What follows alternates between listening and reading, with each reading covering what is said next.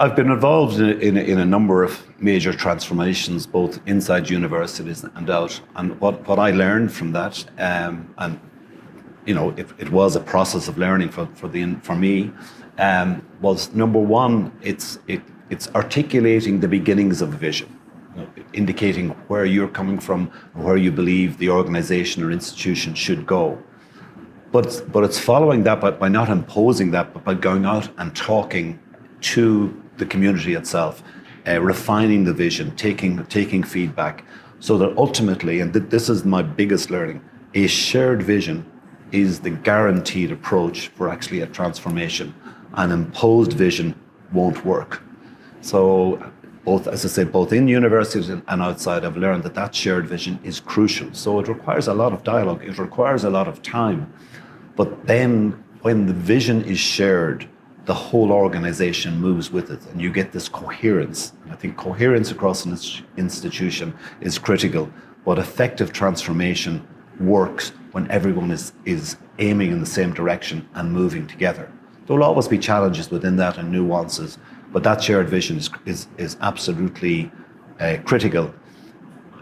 Within that as well, the leader must be authentic, and must, you know, recognize mistakes, be open to challenge, be open to adjustment. And I think, again, that provides trust from the organization, from the university, and that you know, this isn't an autocracy or an authoritarian approach, but that sort of authentic leader engaging, providing vision, but willing to adjust in response to the community. All those would, to me, be the critical elements. When I was appointed, and even before, when I was considering the job, and I talked to people and I read about, you know, charismatic university leaders around the world, it became very evident that it's a two-headed role. One, operating inside the institution, and two, almost as important, is the ambassadorial role. You are the face of the university. You are the person most responsible for articulating the values and achievements and challenges of the university outside. So in Ireland, there's a fixed tenure of 10 years as a university president. But for all of those 10 years, I probably spent about 50% of my time engaging outside.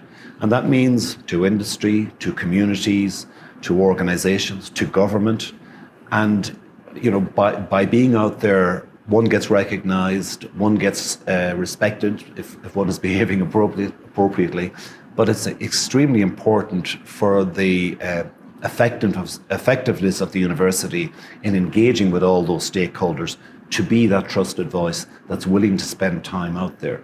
And in that role as well, one gets asked to get involved in initiatives on behalf of government, for example. And for example, I chaired a number of major initiatives around STEM education, one around some major healthcare challenges, one about the future recruitment and retention of doctors.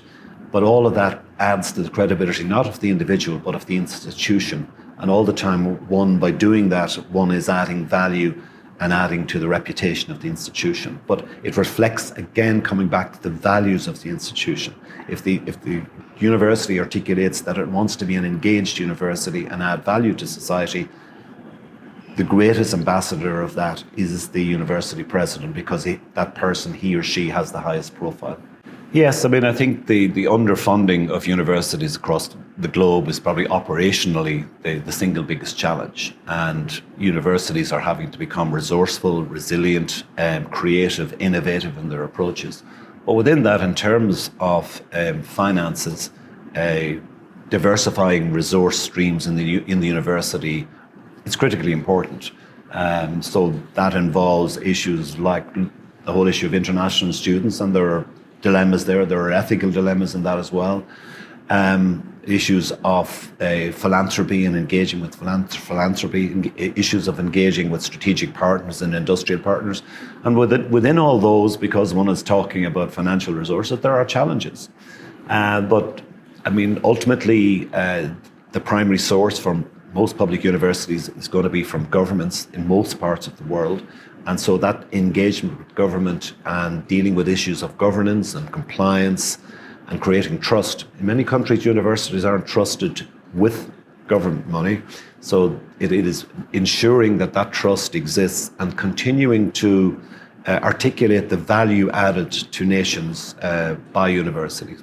For example, in my own country, the Irish Universities Association, and within that, the Council of University Presidents, we commissioned a major study of the societal and economic impact of universities collectively, and put, if you like, dollar or euro values on that for government.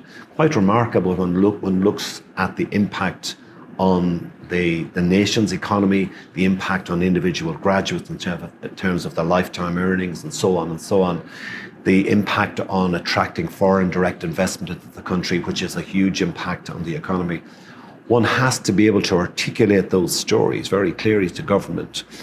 But going back to your original question, one has to be creative and resourceful in addressing the diversity of resource funding streams for the university itself.